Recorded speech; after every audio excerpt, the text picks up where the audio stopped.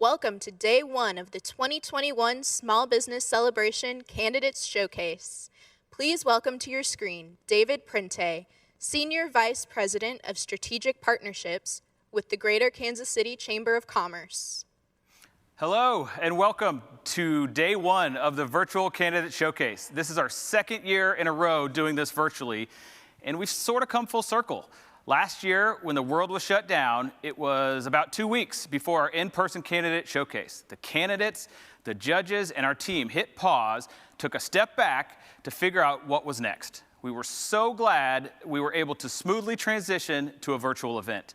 This past year has been all about transitioning and pivoting and trying to figure out everything as we go.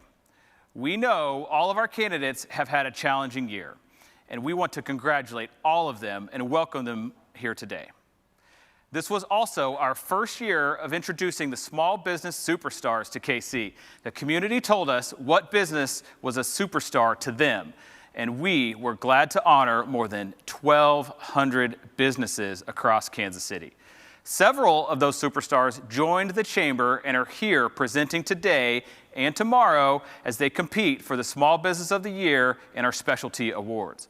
Before we welcome the candidates, though, we want to say thank you to our amazing sponsor and our good friends at American Century Investments.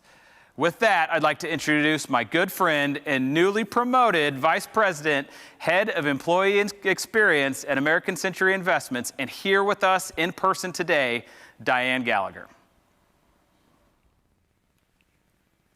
Thank you so much, David. Hello to everyone attending on YouTube, and hello to all of our wonderful candidates taking part today. Kansas City has shown our resilience and adaptability in countless ways over these past 14 months. And American Century is so proud to support this showcase. It's been so important to support small businesses in Greater Kansas City. These small businesses drive our local economy, support local causes, and turn streets and intersections into neighborhoods where people get to know each other and grow their community. They also bring innovation and opportunity. American Century Investments is proud to play a role in that. We're a global asset manager with more than 1,400 employees in 6 offices around the world, including our headquarters right here at 45th and Main Street, right along the streetcar extension. But we were once a small business too. Our late founder, James Stowers Jr., started the company from his 1-bedroom apartment right here in Kansas City on the plaza. As our global reach grows, we know that great businesses and great ideas come from everywhere, especially from Kansas City. As David mentioned, we'll do a Shark Tank style presentation once again this year. Candidates will have 1 minute to give their presentation, followed by 3 minutes to answer the judges' questions. And as always, the judges are anonymous, even in this virtual setting. You'll hear their voices, but you won't be able to see them. So get ready to see some great pitches over the next 2 days and learn about the excellent small businesses competing for our Small Business Awards, culminating with the Mr. K Award. Thanks so much, and I'll turn it back to you, David. Okay, without further ado, let's introduce our first candidate. First candidate focuses on comic books and graphic novels that focus on how to overcome the abuse of power in underserved neighborhoods. That includes Scarlet Knight, a comic with real-life entrepreneur and brand crossovers. The company also creates an app that connects small business to vendor opportunities. Please help me welcome 2923 Comics. Hello, my name is Jaquan Heron. I am the creator and CEO of 2923 Comics. I created 2923 Comics as a dedication to my late grandparents who passed away 4 years ago. I wanted to display the abuse of power in underserved communities and how to overcome them within my art. And while attending different conferences and trade shows, I started to realize that a lot of creators were running into the same issues. They had to utilize multiple resources in order to locate these vending opportunities. And that's when I created Venbu. Venbu is a tech application that helps small, non-enterprise businesses locate and book vending opportunities, but also track their expenses so that they may strategically sell. 2923 Comics wants to change the narrative of how the world looks at creators, flea marketers, antiquers. We're more than overglorified hobbies. And 2923 Comics is changing the conversation. Thank you for listening today. You have a good one.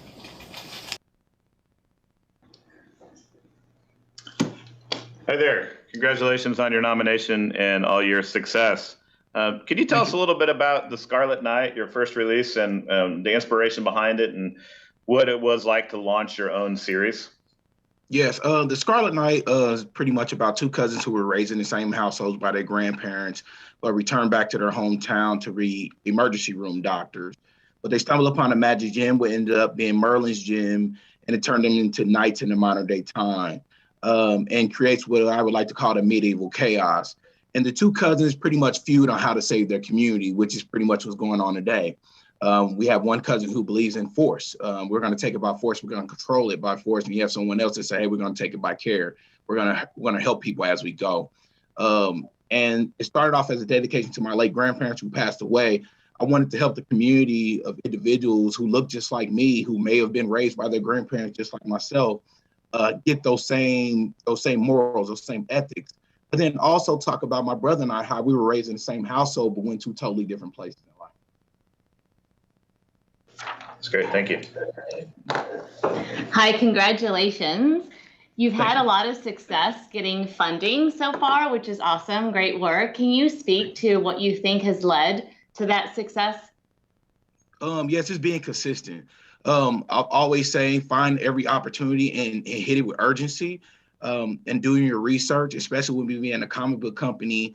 I knew going into it that we weren't going to be able to be successful on comic books just alone. And typically what happens in the comic book industry is that we get pigeonholed in just trying to sell our IPs. But what I wanted to do is to keep it all and find whatever opportunities were out there to build my brand, to take it where I wanted to go, and then to solve as many problems as possible, which was the creation of Venbu. Thank you. Thank you. All right. Our next candidate is a top customer-rated appliance repair company. They are based in Olathe, but serve the entire greater Kansas City metro. This family-owned business specializes in making sure that everything that keeps your home running, your washer, your dryer, your refrigerator, your dishwasher, you name it, and now your HVAC is also running and working how it should. They are a back-to-back Angie's List Super Service Award winner. Say that 3 times fast. Please welcome Appliance 911. Hey, thank you so much. I'm April. This is Justin. We're the owners of Appliance 911. We perform in-home appliance repair and heating and air conditioning services as well. Justin's going to talk a little bit about how we started, since we were in our bedroom 3 years ago trying to make a website and think of a name. So go for it. Yeah, so April and I started this company roughly 3 years ago in our bedroom. And it initially started out just as a way for us to make some extra money, and it quickly turned into, we have 8 service techs and 3 office staff. We really attribute that to the culture we've built here. And we stand behind that by, how do we do that? Well, we did that by doing a lot of company lunches and creating a competitive environment where the technicians are compensated based on 5-star reviews and not just on production. The biggest thing that we've done too is really, we believe that our representation of our company and how we handle ourselves outside of business really reinforces our belief in culture. And what I mean by that is, we've done things like be on a podcast, national podcast. We've been to several speaking engagements to entrepreneurs in our industry to give feedback and advice about how to grow your business and do it effectively. We've also volunteered a lot of our time to mentor on Facebook groups, those type of things. I'm also on the board at the college at Kansas City Community College in the trade program. In the last 3 years, we were able to land a endorsement with Trent Green from the Kansas City Chiefs. We shot a full-length video or commercial with Holly Starr, a local celebrity. We've added HVAC services to our list of services we perform. We're also on Appliance Alliance, national podcast, as well as doing ongoing training throughout the country. We actually just got back from Chicago a couple weeks ago, where we talked to other business owners in our industry. We're actually heading to Virginia Beach here in July for another week to do the same. to really raise the bar when it comes to service in our industry. If you guys could excuse me just a second, we got some judges that have some questions. I want to be respectful of the time allotment. I love the good things you're doing. We're going to go ahead and go over to the judges. Hey, congratulations on your success in a short period of time. It seems to be a pretty crowded space with some pretty large competitors. How do you differentiate yourself and compete against those folks? Well, I think we started out saying, why would someone choose us? If I was choosing a service company, there's a ton of people that can fix your refrigerator or your air conditioner. We decided that customer service was going to be what set us apart. So we treat people like they're our family. We always try to do the right thing, even if it means giving a refund or admitting, hey, we made a mistake. So I think that's another big thing is every one of our service techs works on every product, which is very unique. They all work on fridges, washers, dryers, ovens, ice machines, every product on the market. That's really what differentiates us. So if you call for a fridge and you actually have a dryer that's got a problem, you don't have to call and make another appointment for a service tech to come out.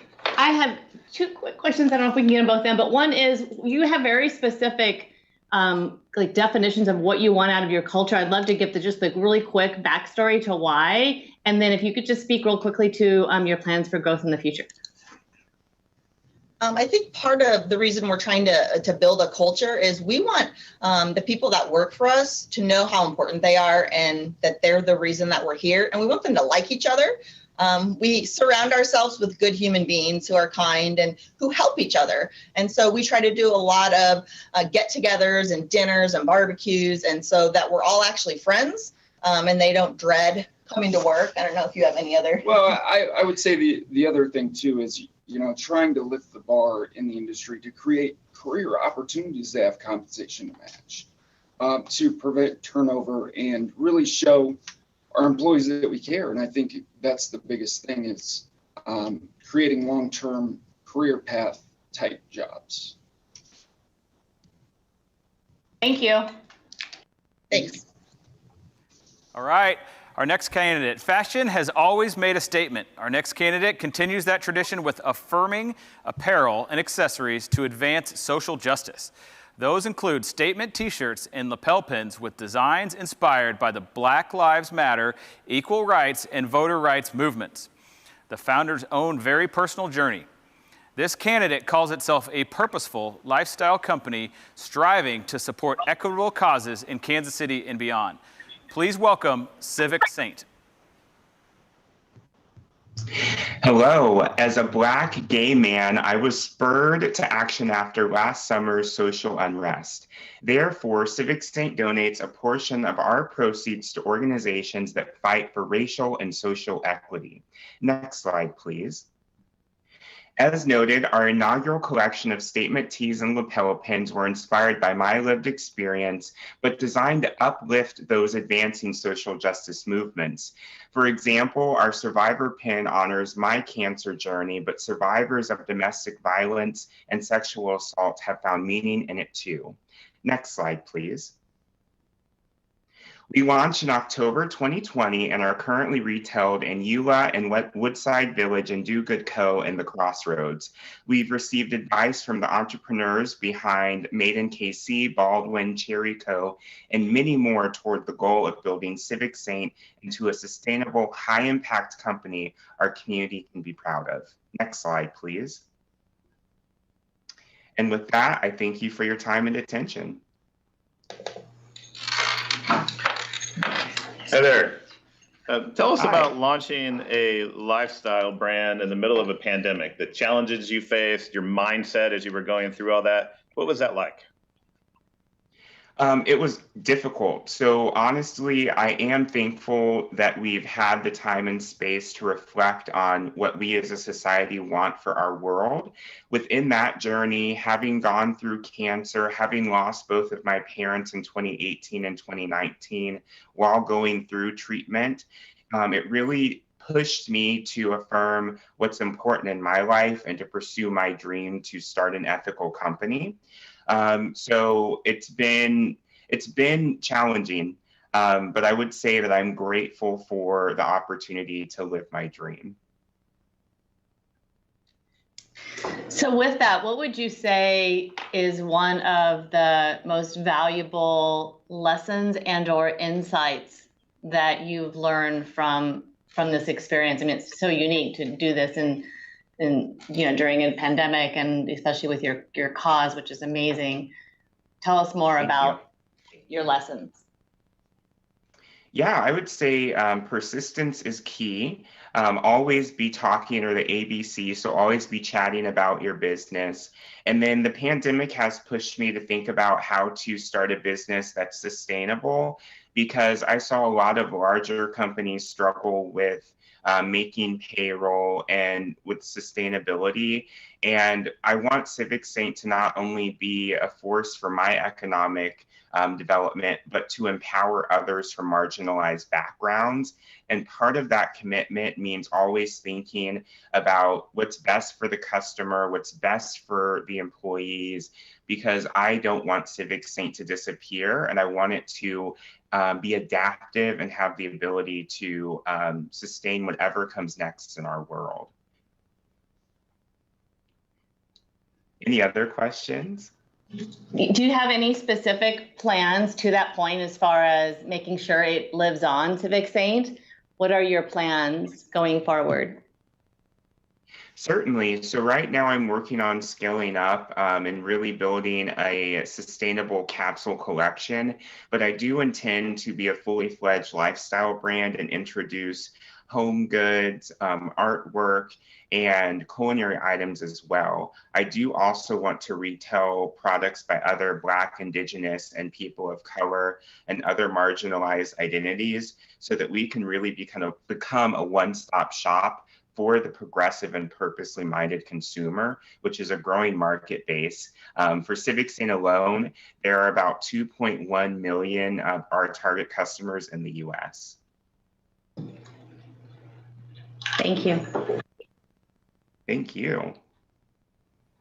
Okay, we're rolling. This next candidate calls itself an unagency. They merge executive level marketing with business strategy for small to mid-sized clients.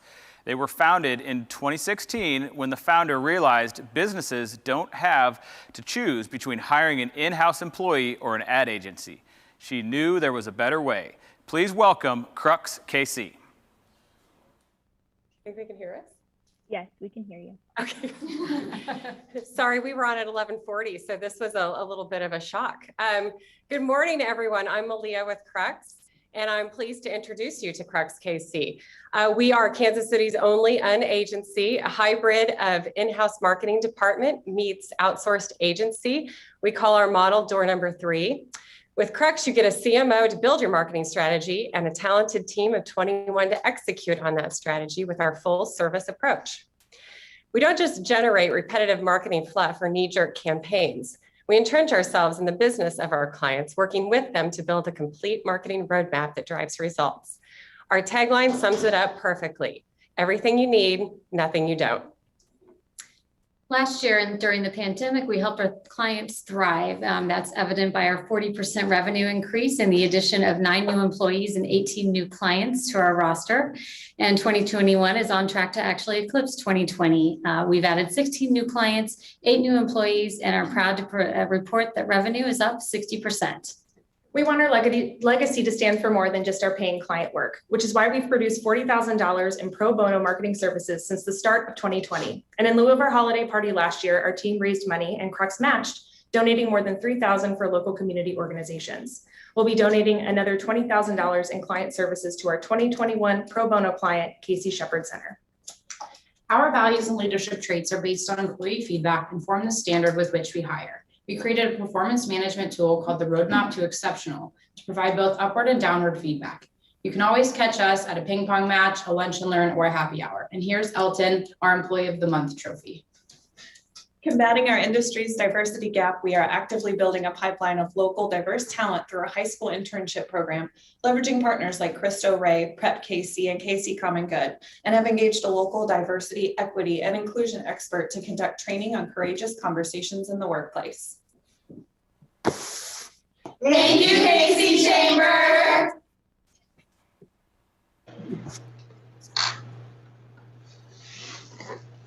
Okay.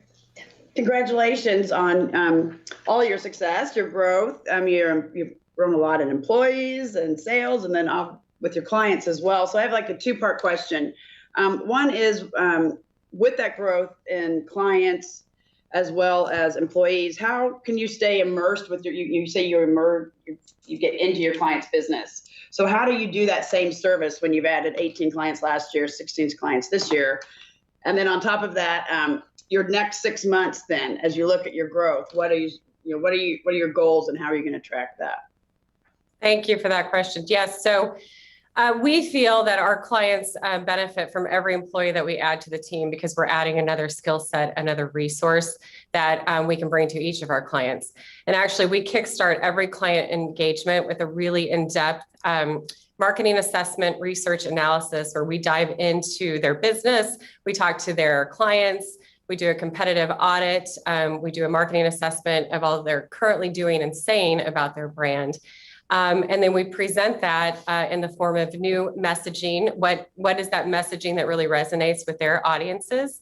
And then we basically parlay that into the roadmap, which is the 30, 60, 90-day plan that we then implement from there. We do also take time, every other month to audit each of our clients that we haven't.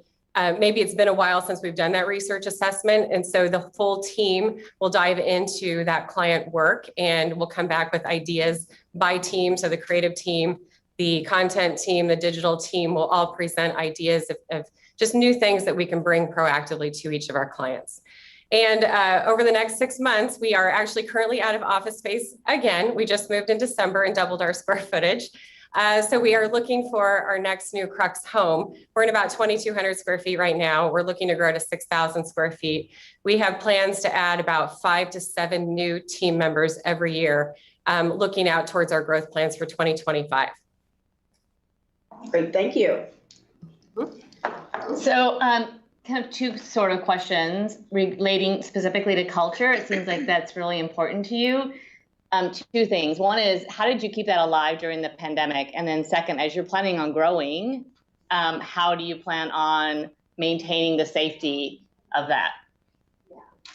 Yeah, it's something that we really protect. The value slide that we showed up, we did that work internally as a team to develop those values and those value statements that we hire to. We actually bring on clients that adhere to those value statements as well. So culture is really important to us. I think that when we're attracting new talent to the team, that's the first comment that we hear just by looking at the website. They can see and feel our culture kind of permeating through. And I'm sorry, what was the next part of that question? Oh, how do we protect it during COVID? Yes. It was challenging, I think, for every business owner. I think we're up at our time. I apologize for that. So much to be proud of there. We appreciate it. Our next candidate, teaching dance classes during a pandemic is not easy. Our next candidate was able to keep everyone moving and dancing. I'll stop from dancing here. In the year of COVID, thanks to virtual dance classes. Founded 6 years ago, this small business helps people of all ages and experiences realize their love of dance. Please welcome Infinity Dance KC. Hi, my name is Rachel Luller, and I am the director here at Infinity Dance KC. The studio opened in 2015 and in the last 3 years has merged 3 studio families together under one roof. We have classes for all ages, ranging in a variety of styles, including recreational and competitive dance, drama, baton, tumble, and much more. IDKC is also the home of the Sparkle Dance Stars program, an adaptive needs dance program which works to provide a safe and fun environment and gives everyone a chance to dance. These past 2 seasons have led to challenging times during a global pandemic. The staff has worked together to find innovative ways to continue to share our passion in dance.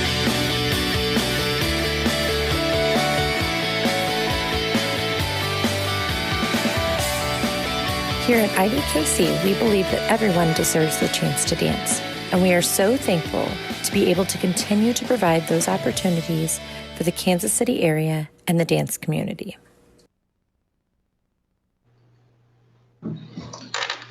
Hi, Rachel.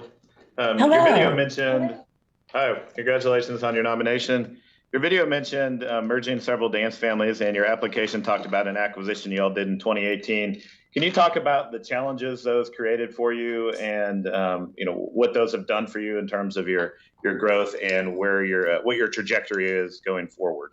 Yeah, so we opened in 2015. And when we opened, we had one studio floor. So, I mean, that limits how many classes you can have, how many kids you can have inside your studio. So when it hit 2018, we were looking for a new home.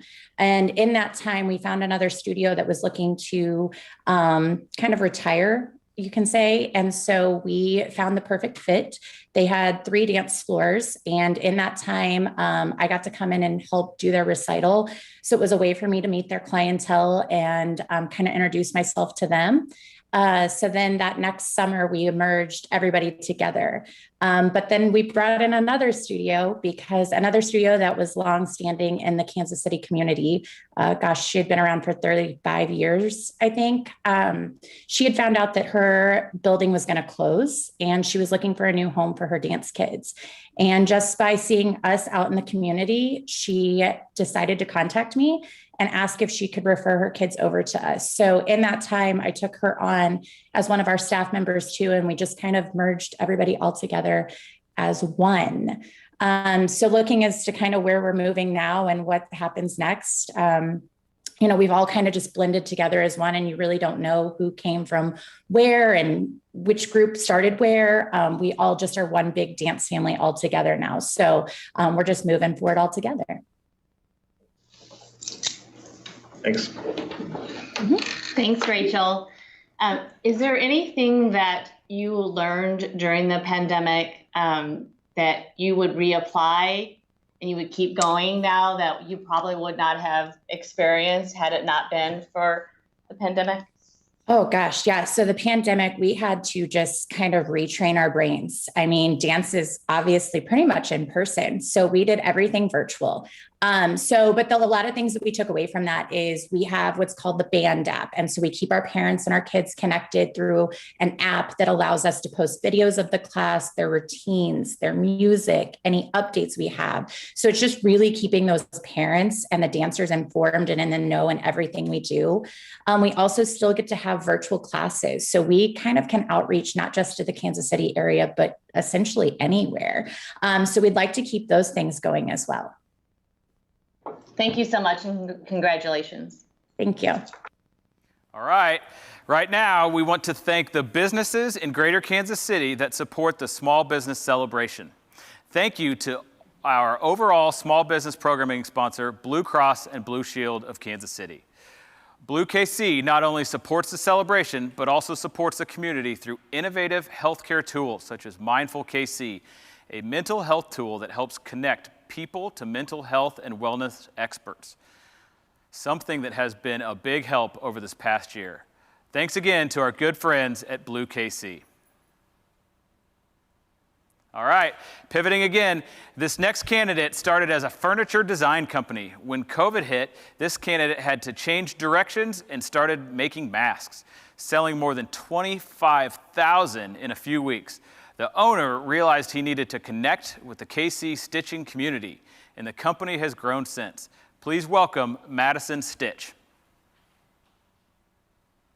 Hi, I am John Pryor. I'm the founder of Madison Stitch. We are a leather, wood, and linen handbag company that takes a farm-to-table approach to fashion accessories by platforming the beauty of our local materials and the skills of our local artisan stitchers, most of whom are refugees from Burma and Afghanistan.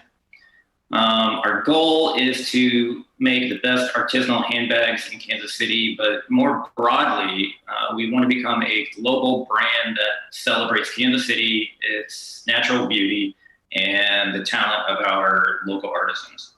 Our mission in the local community, obviously, is to support our team of stitchers, but we also want to support the ecosystem that sustains and develops local artisanal talent, and we're doing that with groups like Rightfully Sewn. We basically just want to be part of the effort that puts KC on the map as a creative hub. And you can see our work and learn more at madisonstitch.com. Thank you. Well, first of all, congratulations, John. Question for you. What actually inspired you to transition from face mask into actual clutches and purses? Well, really the inspiration was the team of stitchers themselves. Working with them as we were trying to supply the community with face masks showed me that they had really remarkable skills, intelligence, and attitude that wasn't being platformed in the community. So looking at them and what they could do led me to use my business skills to organize and prop them and their abilities up to show to the community. So anytime anybody asked me, like, why did I do this? What motivated me? It was the team of stitchers themselves. Great work that you've done so far. So as you try and build the global brand to represent Kansas City, what do you see as the greatest challenges to get there? Oh, wow. We don't have time to talk about all the challenges, but you know, when you're trying to found essentially a new manufacturing creative hub in America, you're confronted with operational challenges and scaling up. You're confronted with developing new talent. You're confronted with a market that doesn't necessarily want to pay domestic manufactured prices. So there's a lot of things that we have to overcome just in terms of basic business challenges. But we really do that by focusing on the quality of the products, the beauty of the natural materials, the leather, linen, and wood all come from native sources right here in Kansas City or Missouri. And if we can focus on those value propositions, we think we can kind of overcome most of the challenges. Great, thank you. Online ordering and food delivery has never had a bigger year than this past year. Our next candidate makes sure orders from more than 11,000 restaurants nationwide get to their customers. This KC-based business provides on-demand ordering in more than 3,000 cities and offers more payment options than any other e-commerce system. Please welcome Minify. Good morning. Thank you for the consideration. My name is Jeremy Kuo. I'm the Communications Director and a co-founder of Menufy, and I'm joined by Susan Escher, Menufy CFO and Corporate Strategist. So in 2009, Menufy came from the joint vision of a KC restaurant operator and a software engineer who wanted to better connect restaurants to their customers. And we do that by providing a digital toolset that includes an ordering platform that's custom branded to the restaurant. And these tools enable restaurants to focus on what matters the most, which is serving their customers through their own brand, both on and off premise. And throughout the pandemic, our clients relied on us more than ever. So for example, we created curbside and contactless delivery options and QR codes for paperless menu access. And we also responded by growing every department and doubling our headcount within a span of a year. And our growth and success was really only possible because of Kansas City's extraordinary talent pool. And today, we serve more than 500 restaurants in the KC Metro alone. And nationally, we've grown to represent more than 11,000 restaurants across more than 3,000 cities. So essentially, Menufy is a small business supporting many other small businesses nationwide. Thank you so much. Congratulations, Jeremy. I got two questions for you. The first one is, how do you stay ahead in such a competitive market right now? Everything is digital. So how are you all staying ahead? And then my second question is about your employees. I know that you said you've doubled your employee headcount, and how is the culture within Menufy? Okay, so to answer your first question, I'd say that our people are really the primary differentiator here. So more than 80% of our staff have previously worked in the restaurant industry. So we have a really good understanding of restaurant ops, and we can really relate to restaurant pain points. And from a cost perspective, we are a low-risk solution for restaurant, since we're 100% pay-per-use with no startup fees and no monthly fees. And we do that by charging a small, flat convenience fee for takeout orders instead of a high percentage commission fee, which eats deeper into profit margins, especially on larger tickets. And lastly, if you've never heard about us, it's probably because we're a restaurant-first solution. And with this model, we prioritize the restaurant's brand over Menufy. So that means the restaurant's brand has primacy across all customer touchpoints, and the restaurant owns all the customer data. And it's actually possible that you've already ordered through a restaurant without knowing that it was powered by Menufy. And to answer your second question about our culture, it has been difficult, to be honest, to maintain a culture, but luckily we were able to remain agile with our digital tool set, and we were able to maintain it through various team events, company-wide events, all online. And we hope to continue doing so until it's safe to return to the office fully. And then once we're able to resume, we'll be resuming our current activities. And we have a great team that lives our values. So you guys have had some pretty amazing growth in the last year, and I'm curious if that was partially in servicing the restaurants that we're all needing to change. And if so, how does that look for your growth moving forward as people come out of COVID and then get back into normalcy? Right, so we did reach an inflection point when our growth accelerated at the start of the pandemic because of how we structured our business model from the start. And for context, when dining rooms closed at the beginning of COVID-19, many consumers shifted their consumption online, and we were able to assist thousands of restaurants with this pivot from on-premise to off-premise. But that being said, we do know that about 100,000 restaurants have closed due to COVID-19, and we remain committed to supporting the industry's post-pandemic recovery. And our growth plan in the meantime does include international expansion, and we're currently considering several new markets. Fantastic, thank you. A lot. This next candidate is an award-winning NetSuite solution provider specializing in consulting, implementation, support, and development of the full range of NetSuite products.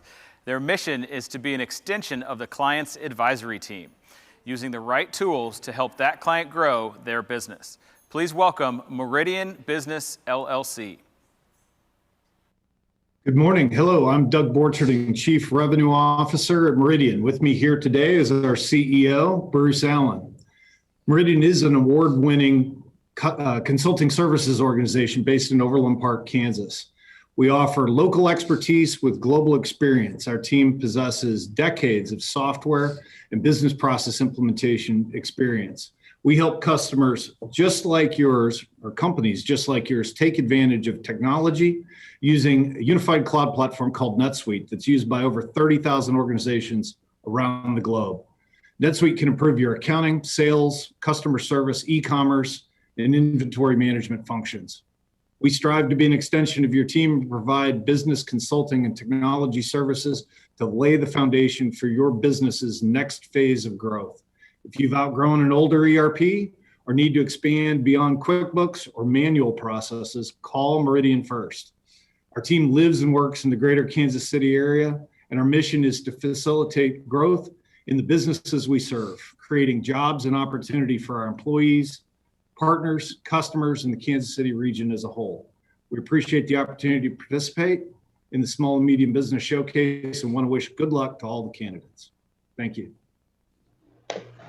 Congratulations, and thanks for being here. Question about community involvement. Can you give us a little bit more about what do you all do to stay committed to our community here in Kansas City?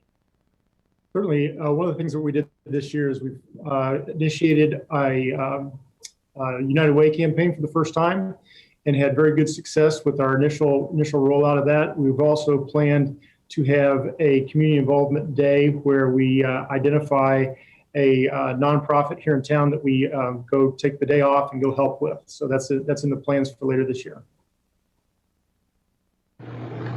Thank you. So as a partner that implements NetSuite services, how do you differentiate, or what are your key differentiators over other companies that may do the same thing?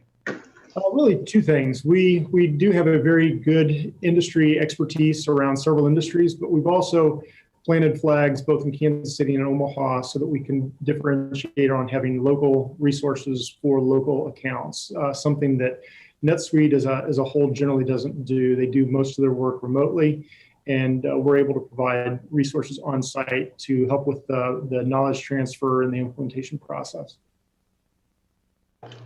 And as a follow-up to that, where do you see your greatest growth coming from in the future?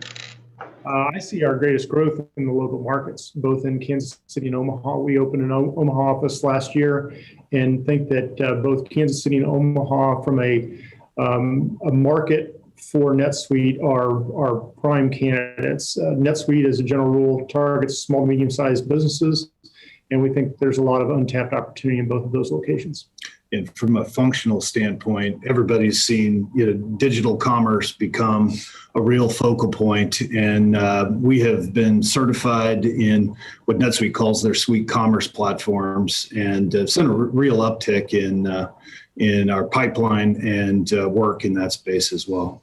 And it's something that NetSuite really, like Doug said, really differentiates itself. It allows a small to medium-sized business to not just have a general ledger, but to actually have a web store in front of it as one application. So it's very, very much from a competitive advantage a quality product.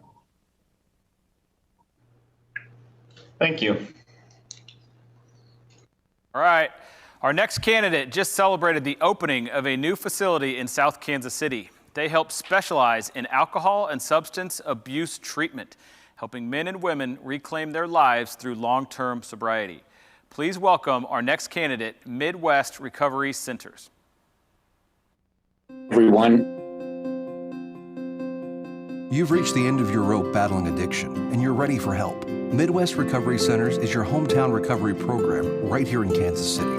Stay close to your family, your community, and your home with the region's leading multi-stage recovery program. Whether you're trying to get sober for the first time or the 10th time, our program can guide you through every step of your journey. We are your neighbors, your friends, and your colleagues. We are Midwest Recovery Centers. Good morning, everyone. I'm Jeff Howard, and it's my great honor to be CEO and founding member of Midwest Recovery Centers, a drug and alcohol treatment center in Kansas City, Missouri. As a member of long-term recovery, our owners and the majority of our staff are vested in this recovery process, both personally and professionally. We will be the first agency in Kansas City that will offer all 5 levels of care for adults struggling with substance use disorder. We provide an inclusive environment for both our clientele and staff. It's important for me to mention that this agency was named after my mother, the late Betty Lou Wallace, to DBA, Midwest Recovery Centers. She taught me how to live with healthy boundaries, how to practice self-restraint, and to live with love and compassion towards those around me. As a principal in this agency, it's my honor to provide compassion, empathy, and ethical standards to our staff, clients, and their families. The stigma of the shame from the disease of addiction needs to end. Thank you. Congratulations, Jeff. Question in regards to the COVID pandemic. How has that influenced or impacted your company, and how have you overcome any obstacles that you faced due to COVID? Well, Midwest Recovery Centers is licensed by the Department of Mental Health through the state of Missouri, and we also carry accreditations with the Joint Commission. And because of that, we have an infection control policy that's built into all of our in-house settings. And so we had to increase and change that as the COVID epidemic expanded and changed. And currently, post-pandemic, we're still utilizing so many of those things that you use in the hospital here in our mental health program. And we're also doing opportunities for our clients if they need to be COVID tested. And all of our staff have pretty much been immunized that want it to be during this pandemic. Thank you. Jeff, I wanted to kind of continue on that COVID theme. Obviously, there are a lot of mental health issues and substance abuse issues spawned by COVID. So what does that mean to your business, and how do you serve the community to address those specifically? Well, I think, it's not, Midwest Recovery Centers is an S Corp for-profit, but we do participate with several nonprofits in the Kansas City area. First Call of Kansas City, Welcome House, Resurrection Church. So we're involved in the community, and the reality of it is that we continue to offer our services to those agencies and our support to them. And while at the same time screening our clients as they're coming in and continuing to monitor them while they're in treatment with us in case they need additional medical help from COVID. Great, thank you. Thank you. Rolling right along, this candidate is a mother-daughter run financial education business.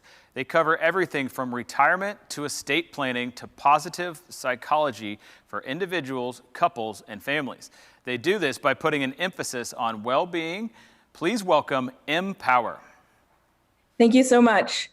I want to start with the research and what it says. Since 2018, the workforce in the United States has said that 1 out of 3 individuals that are employed that are millennials, Gen Xers, and baby boomers have less than $1,000 in emergency savings. 54% of individuals say that money challenges are their highest stressor, and employees who are stressed about finances are more likely to be distracted at work. That's the negative side of it. The positive side of it is happier employees are more efficient, creative, they produce higher quality work, and are 25% more satisfied in their job. Investing in financial well-being programs can increase the business's bottom line. This is why I founded MPower Co in 2019 to help people lower their stress when it comes to money management and to dial up their happiness. MPower Co offers 4 online courses, 3 that are financial based and 1 that is positive psychology based. And they provide research and evidence-based knowledge that empower individuals to be the CEO of their lives. We partner with employer wellness programs to give employers a benefit that employees are looking for. Thanks for having us here today. Congratulations, and thanks for being here. Question, in regards to your distribution channels, you currently work with employers. Do you all have any future aspirations to grow into other distribution channels to offer your services? Yes, so the main part of our business right now is to work and partner with employers to provide our courses as employee benefits. We do also offer our courses to the public on a monthly basis. So we have that distribution channel as well. So the general public can also have access to our courses. Great, thank you. Thank you. Good morning. I'm curious about some of the challenges you had getting started in business and how you are overcoming those to grow your brand and awareness and your business over time. Yes, thank you for that question. So my background is in personal finance, and I actually worked in securities regulation for over a decade. However, partnering with my mom, who is a doctor and a professor emerita from the University of Missouri, where she worked in adult education for over 40 years, has really been the strategic partnership that I needed to have the confidence that in the business and the fact that the information that we're providing is critical for individuals. So, you know, being a young entrepreneur, just the having the confidence to step into the arena and put myself behind a brand and to really empower other individuals has been the biggest challenge. But I have stepped into that with stride. I'm so grateful to have this opportunity and platform that I'm creating, and starting out with a new business that is unknown is certainly a challenge, but having the opportunity to network over the last year has really enabled us to gain the partnerships and relationships that we need to work with employers, to give them the resource that they need to provide the information employees are seeking. So being a small business, we've been able to be nimble, and it's been wonderful over the last year to grow in our partnerships. So at the beginning, we were really focused on providing our courses. However, we've added doing webinars and lunch and learns for employers that we partner with as well. So being small and being able to grow organically and with the knowledge that I get from my mom has been invaluable, to say the least. That's great. Congratulations so far. Thank you so much. Our next candidate is a 100% minority and women-owned construction company specializing in earthwork as it relates to land clearing, demolition, excavation, grading, stormwater, utilities, and hauling. Serving the entire greater Kansas City metro area, please welcome Parrish & Sons Construction.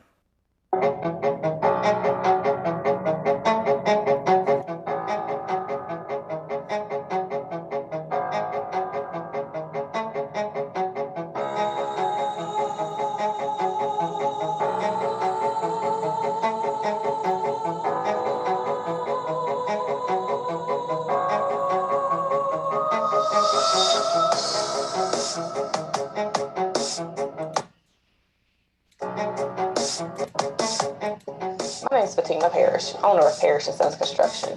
We are a general contractor self-performing construction earthwork, demolition, land clearing, excavation, grading, and hauling. We've been serving the greater Kansas City community and its surrounding areas for over half a decade.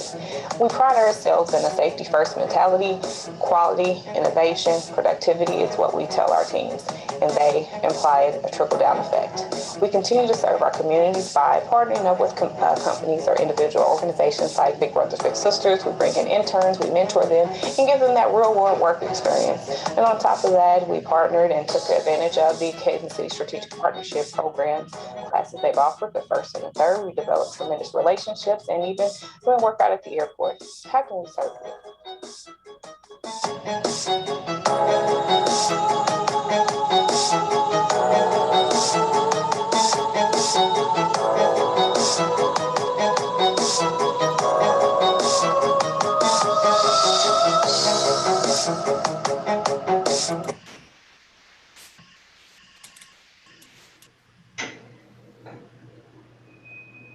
Congratulations on this nomination, and we appreciate all the things we're doing in the community. I have a question for you, though. Post-pandemic now, a lot of businesses plan for best case, worst case, and now we have to take pandemic into account. What are some of the strategies that you guys are doing to continue to stay competitive now as far as the continual growth that you're looking for?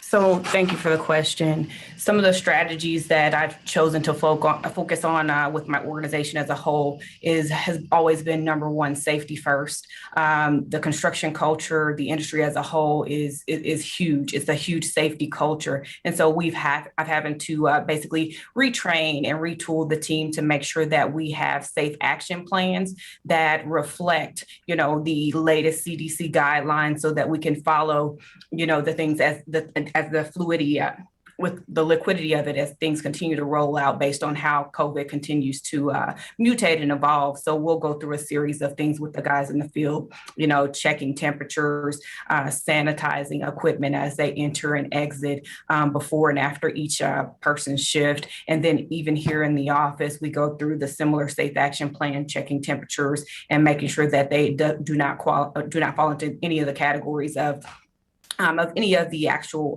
things that make people symptomatic, and just overall being courteous of individuals, whether, they choose to wear a mask or not, whether the establishment or the client requires a mask or not. But we have continued to rise to the occasion and, modify our safety program as we see fit.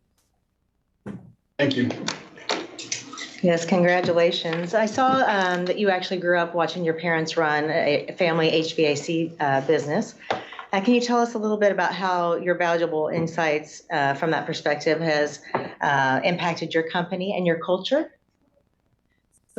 So from the beginning, watching, mom and pop and seeing the value of hard work and dedication and how that plays a major piece into the growth of a business. And when you share a partnership of someone who is, your life, mate, your companion, and you see them go through the ebbs and flows of, modifying the business strategy to make sure that we can make a difference or we can serve individuals, family members, neighbors, individuals from the church, to give them an affordable service. So number one, affordable service, and making sure that we can do it in a way that will allow us to still be profitable and stay in business. And then number two, being able to provide employment to individuals who, are just eager to be a part of the change and, in need of employment or wanting to learn about a certain skill set. And so it's been exciting, just to see it, real life growing up, the ebbs and flows, what goes into the day to day.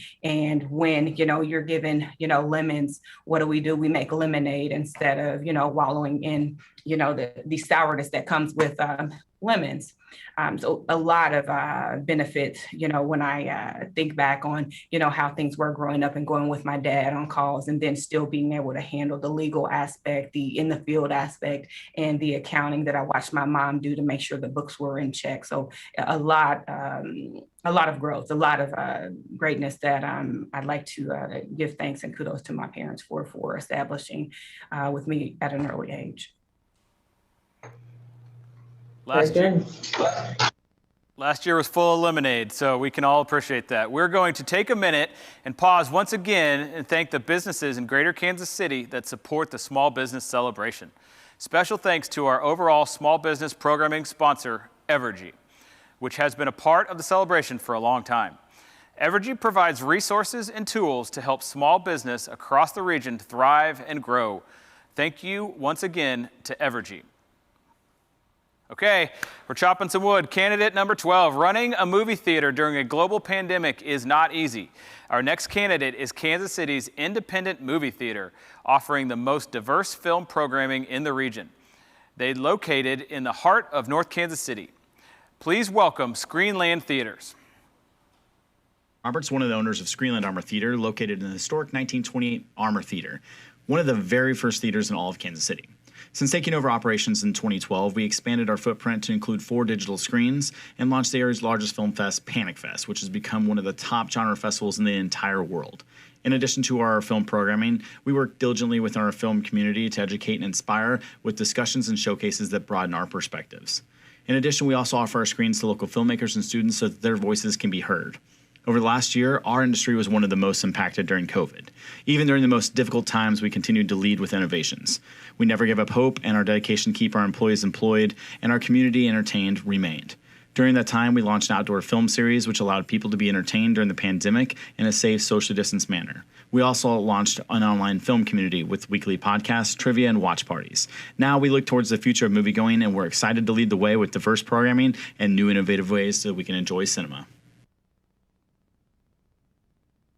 Congratulations, guys, on the nomination. You spoke about, the innovative ways to, show movies and bring community together. Can you talk a little bit more, just now that things are about to open back up? People have been conditioned to be at home watching films, movies. What are some things that you guys are doing differently now? Just speak a little bit to that. Yeah, well, it's been a year. I'll say that we've kind of. The innovation didn't start, I guess, at the beginning of the pandemic. It's been evolving over the last decade since I've been operating the theater. But in the last couple of months, certainly we've adapted a little bit more to in-person screenings. We launched our outdoor movie series last year, and that really was what saved us and kept our employees employed during the time. But it was a plethora of things, like finding a way to get new movies so that people can rent them from us online, so that we would just have a little bit of revenue stream when we were closed or at the peak of the pandemic when people certainly weren't going indoors and sitting, right next to each other. In addition to that, we were part of what's called Cinema Safe, which was a program designed by NADA, which is all the theater owners across America. We helped innovate and create the guidelines so people could return to movie theaters. And part of that, included spacing between guests and how much spacing, what the occupancy level would look like, mask requirements and things of that nature. But we were one of the first theaters in all the country that reopened indoors. So we were kind of like the guinea pig that did all these new innovative ways that would make people feel safe and comfortable. And then once things started reopening, it was looking at, okay, well, what worked last year and what were some of these new ways of going to the movies that we can take with us into the future, and how can we refine those and make those better? Because certainly, our industry has changed forever. So that's kind of what we're looking at right now. We're developing our own online platform that's a little bit more refined than what we had. Because basically what we were doing before is we work with studios and find ways that you can rent movies online, but they would be through different portals. And now we're creating our own hub. And we really tested it out with our film fest this year, which was the most successful we've ever had. Almost 5,000 people around the country attended that online and in person this year. So a lot of things basically that we've learned over the last year that we're going to take with us into the future so that people feel more comfortable going to the movies and have more access. Thank you so much. All right, our next candidate is a service drive transportation and logistics business. They use the latest technology to deliver speed and quality customer service to keep freight moving across the globe. Please welcome Sethmar Transportation. How's it going? So we are Sethmar Transportation, and if you just put up our slideshow, we have 4 offices. We are headquartered here in Kansas City with offices in Denver, Fayetteville, and Chicago. Next slide, please. We are focused on the compound effect. We focus on the little things and getting better every single day. We've really intentionally got involved in the Kansas City community over the last year, from sleepyhead beds and harvesters. As we've grown our employee base, we've focused on giving back to Kansas City. We talk a lot about the Sethmar story, and we invite our people to be the drivers of that. It's the story, the perception, and the expectations that that perception creates. And, we look better together every day. Next slide. And these, I just want to touch on some of our core values. Great is not good enough. Next slide. And the why behind our business. Well, congratulations. Mr. K was all about community. It's one of the 3 pillars that is exemplified here in the award. Can you share with us what ways you're engaged in the community? Yeah, absolutely. We've hired about 8 people locally in the last 4 months, with another 6 to 8 to hire all the way out planned through August. And so with that, we've really grown our base as far as, like I said, harvesters, sleepyhead beds. We've rolled to run some races as a company to focus on the health of people, but also staffing to get back to the company and the community. Okay.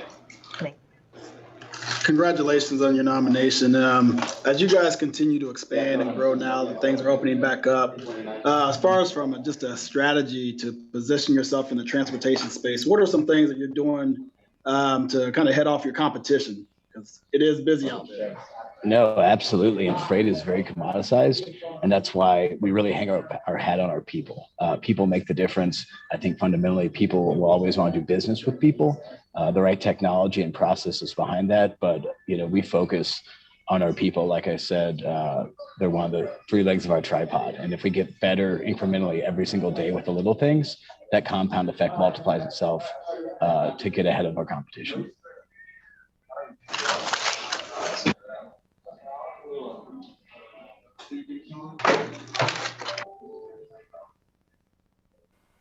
Okay, we got it. Our next candidate calls themselves Kryptonite for Sharks.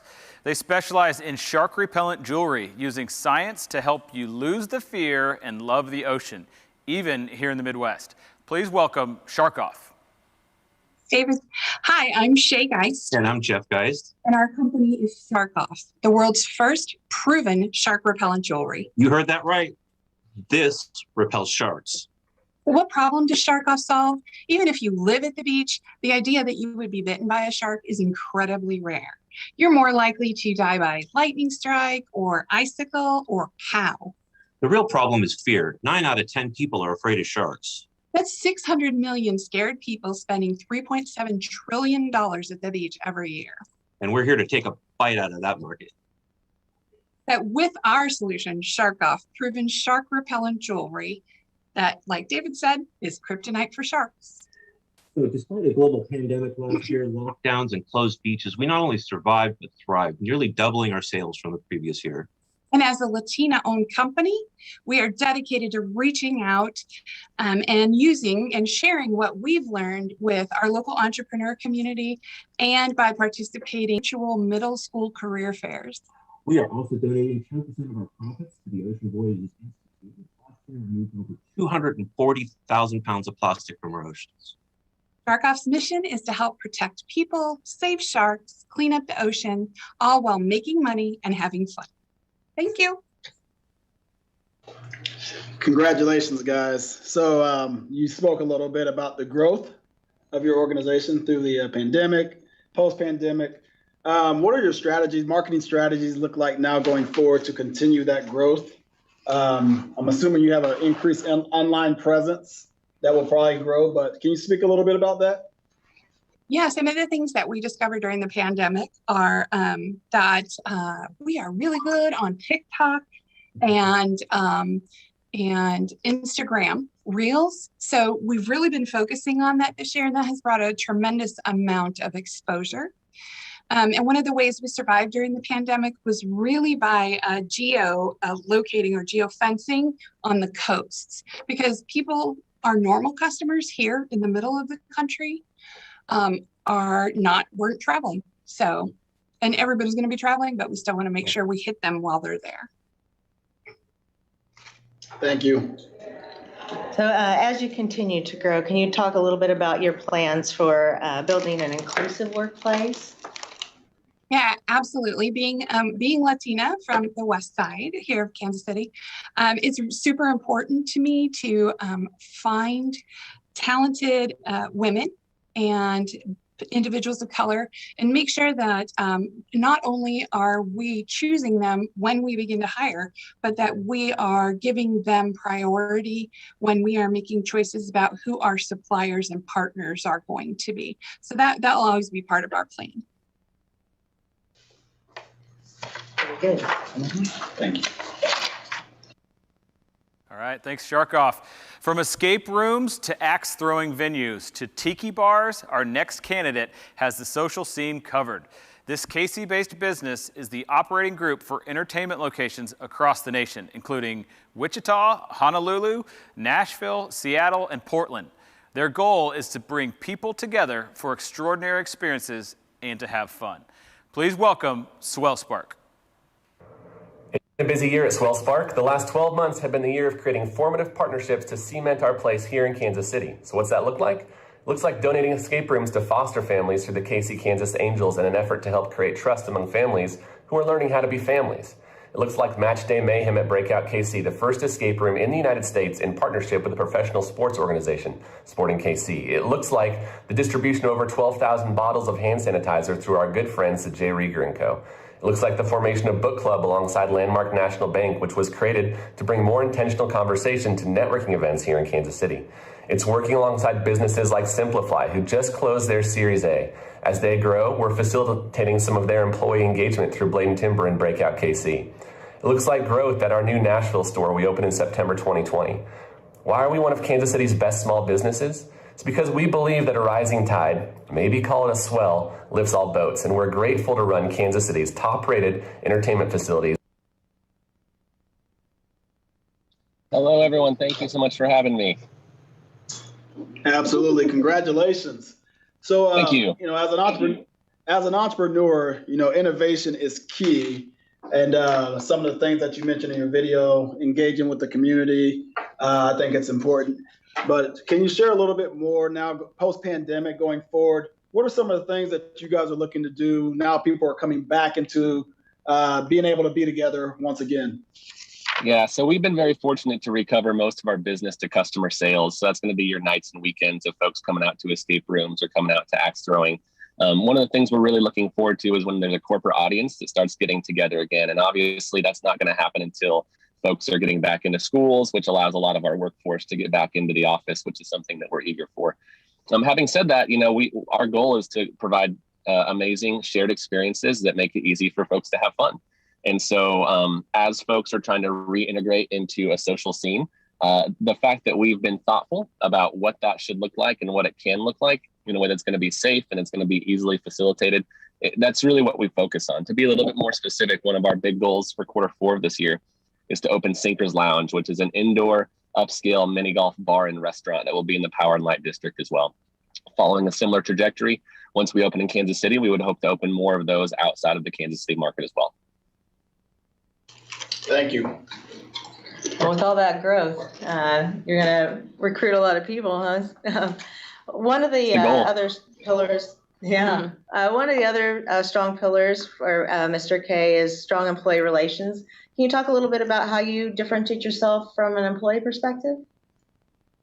Yeah, so, you know, we're a strange business, right? We have a variety. I mean, we have a headquarters, we have multiple locations around the country. And so the question is not just how can you create an amazing work experience here in Kansas City, but how can you do that across all of your locations as well? I think maybe just to use a quick data point, when you look at, I mean, obviously a challenging year for a lot of folks in our industry, but when you look at the number of folks when they were invited back who wanted to come back and work with us, it was incredibly high, even in some of our markets that are outside of Kansas City. Being ones that are about creating awesome shared experiences that make it easy for folks to have fun. We try to do that within our staff members as well. And so that's working again with other places like distilleries or working with Sporting KC to do events that are going to make it easy for our staff to have fun, also. So I hope I'm answering the question that you actually asked. And if not, feel free to dive in and I can expand a little bit more. No, I think that's good. Thank you. Okay, live from Matt's car. In my mind, he could be anywhere in the world. Maybe he's in Honolulu, who knows? This next candidate is a productivity and marketing tool designed for small businesses.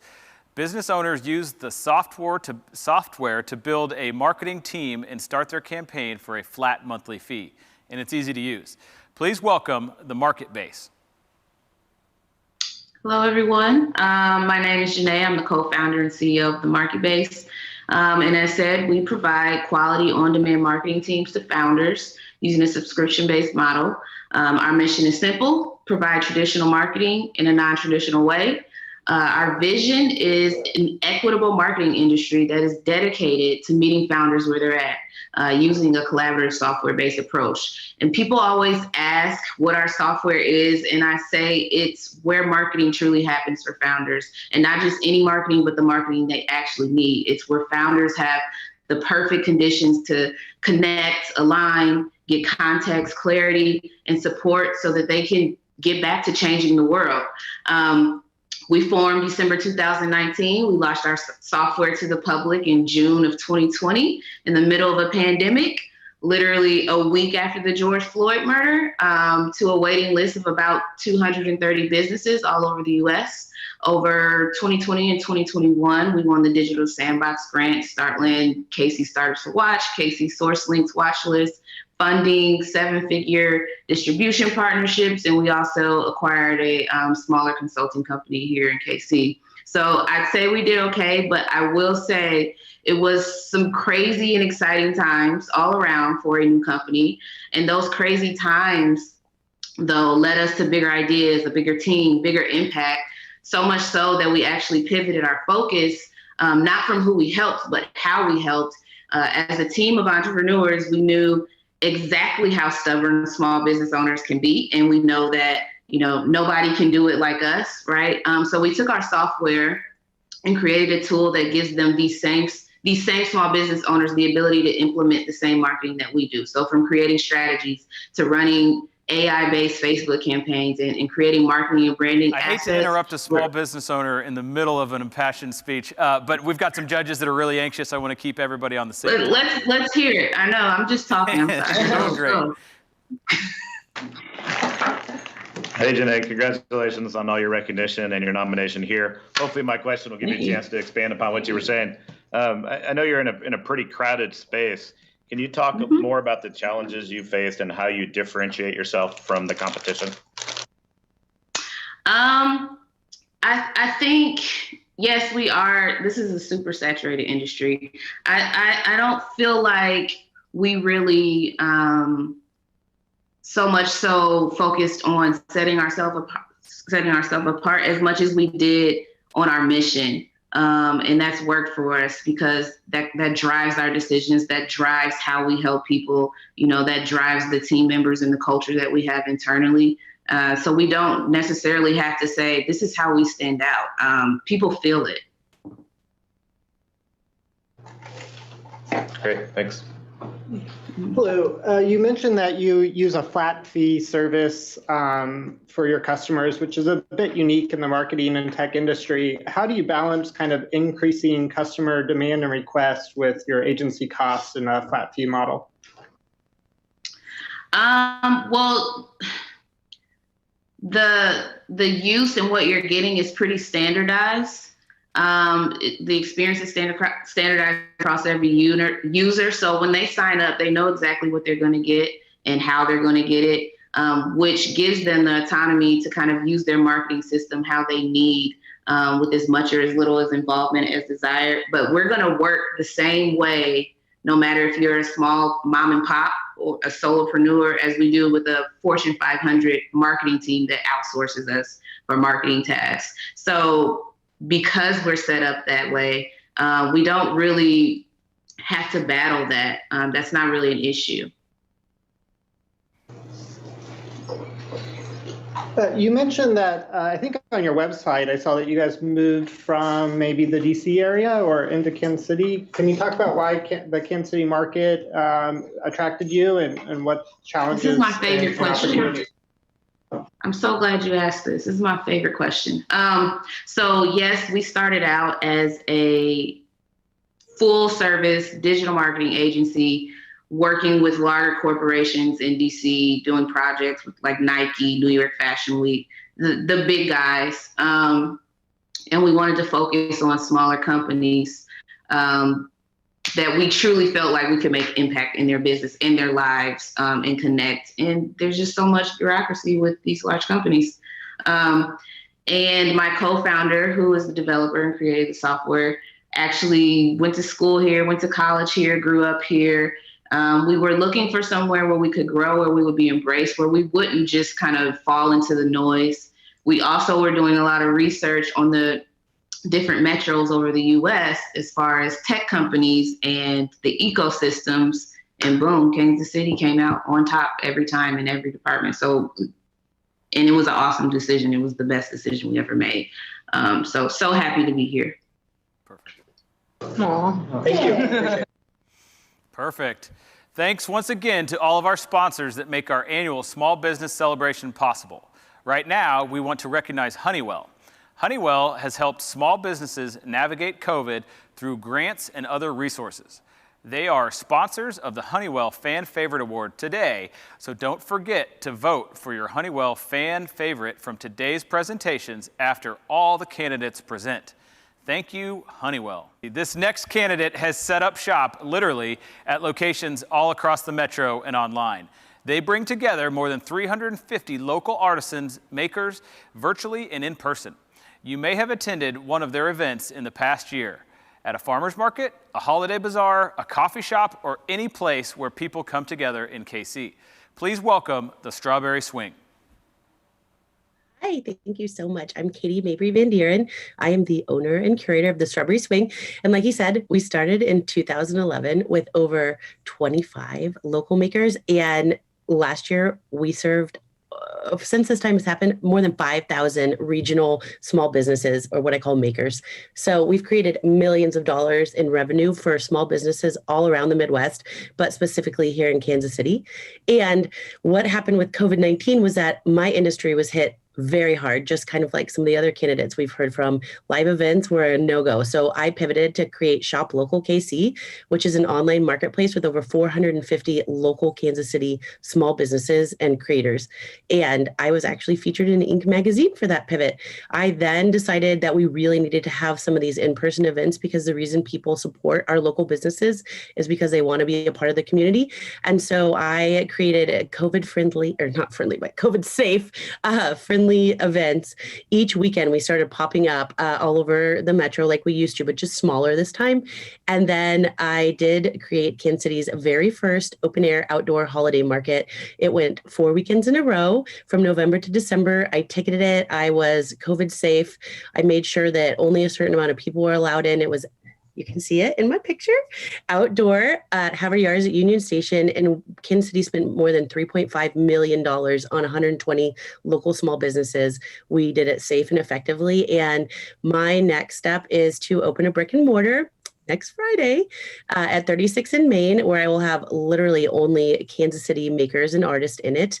I am purchasing all of their goods flat out, so there's no commission.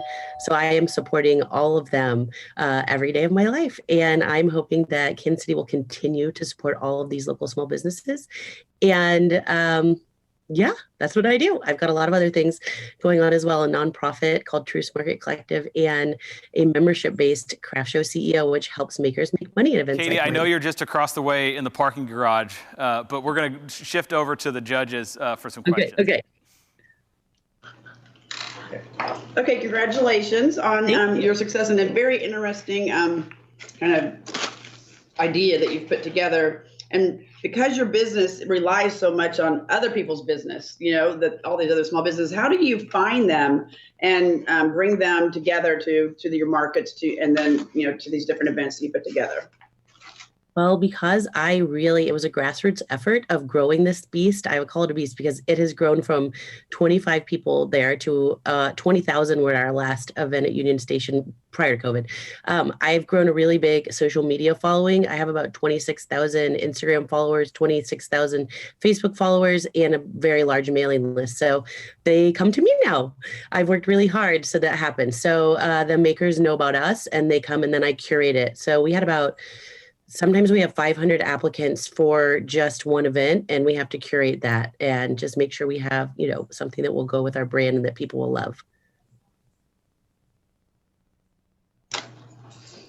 Great. You mentioned in your application that you're really not only the owner, but the only full-time employee. How do you balance managing all the day-to-day things that have to happen when you're running a business while also kind of looking towards the future and trying to grow and add more features?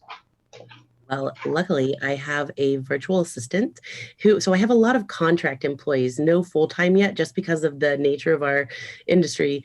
So I do have a lot of helpers who are contract employees. I have a virtual assistant who is in my email all the time. And then I have a lot of people who help at the events because we're having multiple at different times. And then my makers, they are so awesome. Everyone that takes part in all of the guests that come, we've really built a community that people want to come to. I heard people, not just the makers, but the people who come and attend saying that this really saved their mental health over the pandemic because they were so lonely, and just being able to see people. And even though we had masks on, it really helped their mental health. So just everyone helps lift this community. It is a lot of hard work for me, but I do have a lot of help.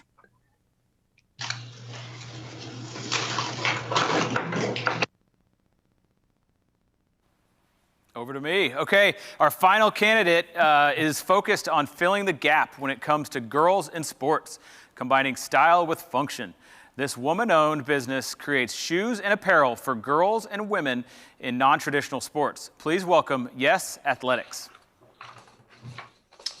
Good afternoon. Thank you for your time today. My name is Deb North, and I am the founder of Yes Athletics. Next slide, please. My daughter she wanted to try wrestling, and she was one of the only girls in the room at the time. It's a very growing sport. It took a lot of bravery for her to do that. She really inspired me. And throughout that journey, we discovered that there are no shoes for girls. So as a result, we created shoes specifically made for girls in the sport of wrestling. Next slide, please. This is an example of our shoe. It's the Defiant One. It was born and we officially launched October of 2020. Next slide, please. Next slide, please. There's an estimated 30,000 girls currently wrestling in the United States. There's 80 colleges with wrestling programs, and every week, Nebraska just last week announced that they were sanctioning girls wrestling. So it's definitely an emerging, growing sport throughout the United States. Next slide, please.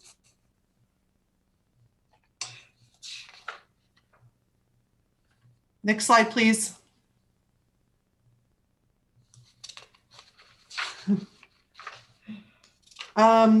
They've skipped ahead a few. My apologies. Right now we've launched one shoe. It's called the Defiant One. I have a sample of it right here. We just launched a new one in purple and larger and smaller sizes. I feel like I'm going to be successful in this venture because I've owned another company for the past 11 years. I still have it as a day job, but every day I'm spending more time in this business. We are launching another shoe this summer geared towards girls 14 and up. Right now our shoes are geared towards age 4 to 14, as well as into other markets such as MMA and powerlifting. And thank you for your time today. Okay, thank you, and congratulations on the startup and success. Again, very interesting. But I wondered, considering you come from a background of placement agency and executive search, how did you navigate the supply chain to find a vendor and get your shoes even produced? So I was very passionate about finding local vendors in the Kansas City market. So I reached out to North Point, as well as their sister company Beyond Warehouse. I honestly was just honest and said, I'm new to this. I don't know what I'm doing. And they honestly held my hand throughout the entire process. But that just speaks to Kansas City's entrepreneurial community. I mean, you just have the humility to say, I don't know what I'm doing, and they will help you and guide you through that process. So they've been amazing partners. As girls and others continue to push for more equal and inclusive, inclusion into traditional male sports, what roles do companies and small businesses have in that public debate, especially at the high school level and college level? I think we're just seen as mentors and advocates to help them continue to be brave and step out there to do those sports. I know another emerging sport is flag football and football for girls. So as a company, we personally, our goal is to eventually give away scholarships to help girls continue their career. We identify girls from who might have a need to help get to some of their tournaments. And I've provided gear and shoes and sports. We have a corporate partnership with Beat the Streets to help inner city youth better themselves, get off the streets, stay off the streets, future their career, use sports as a vehicle. Great, thank you. Our next candidate is Kansas City's first Black-owned full-service talent management production agency. They help creatives pursue their dreams by providing resources, opportunities, and training for actors, dancers, choreographers. They also believe in working with talent in a mentorship role. Please welcome the Next Page Agency. Are you ready? Are you ready? Are you ready? It is going to be an amazing experience. The Next Page helps creatives pursue their dreams by providing resources, opportunities, and training. We are a talent management agency that takes pride in helping enhance the growth of our talents' careers. The Next Page Production Company provides entertainment at its highest quality. So what are you waiting for? Are you ready to turn the next page of your career? The next page of your career? Let's go.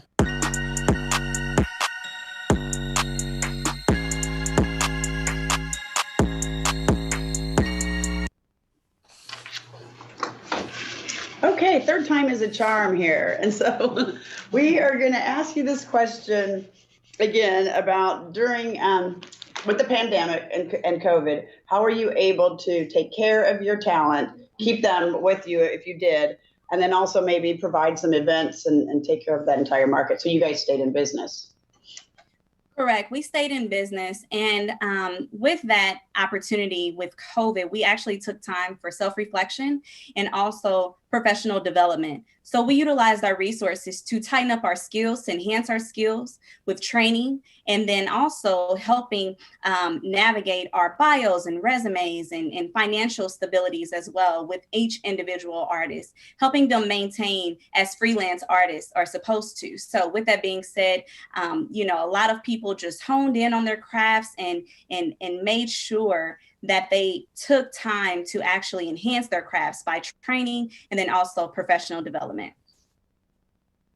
Great, thank you. And then I'll ask my question one more time. How do you overcome the challenges of being a talent agency in the Midwest? And how do you kind of encourage your clients that Kansas City can be a supportive place for them?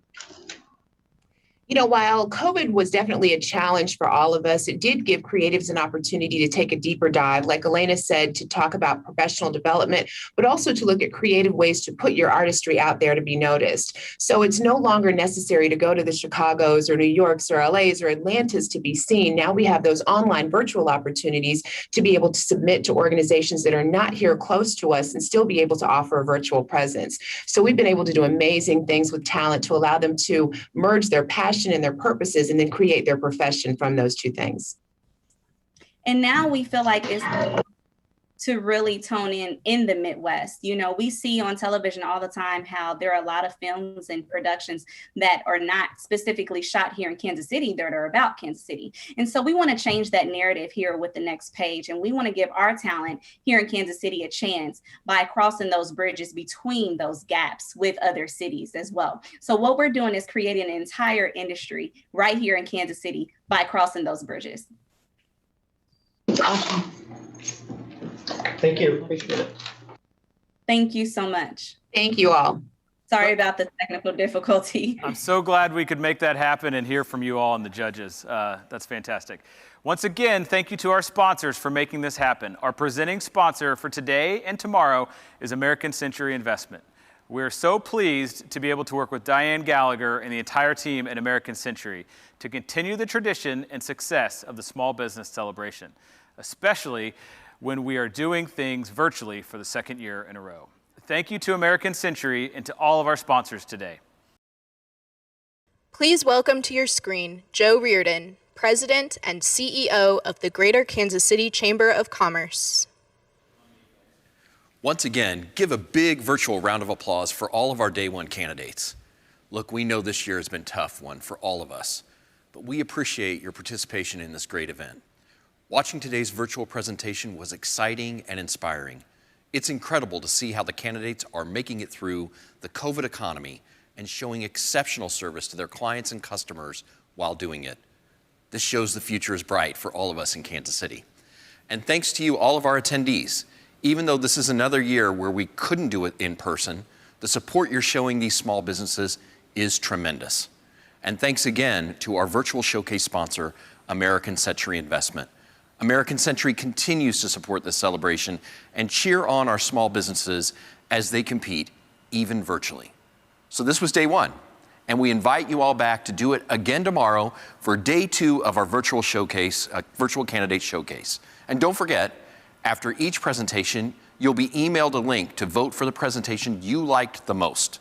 The candidate with the most votes will receive the Honeywell Fan Favorite Award. If you registered for this event, keep an eye on your inbox.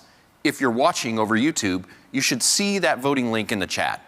You can also go to kcchamber.com and it will be at the top of our webpage. We're going to announce the Honeywell Fan Favorites tomorrow at 5 p.m. live on our KC Chamber Facebook page. So make sure you're following on Facebook. And speaking of big announcements, we will announce our top 10 small businesses this Friday, May 28th, on all of our social media platforms, starting at 9 a.m. Now, we have still a lot of celebration to come and a lot to look forward to. So make sure you're connected and staying connected with the KC Chamber. Thank you again, and we will see everyone back here tomorrow at 11 a.m. for an exciting Day 2. Have a great afternoon.